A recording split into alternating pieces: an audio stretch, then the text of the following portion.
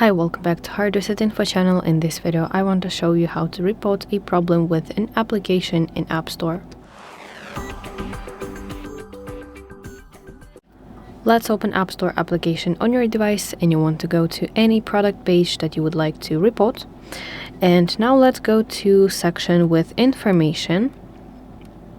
This is how it looks like, and at the very bottom of this section you will see report a problem button. Let's tap it. It will redirect you to your browser. Then you may sign in with your passcode to your Apple ID, or with your Face ID or Touch ID. And here in the drop-down menu you have to select the issue.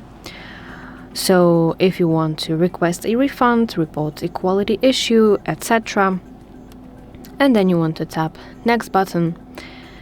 And additionally, you may want to provide a brief description of the issue.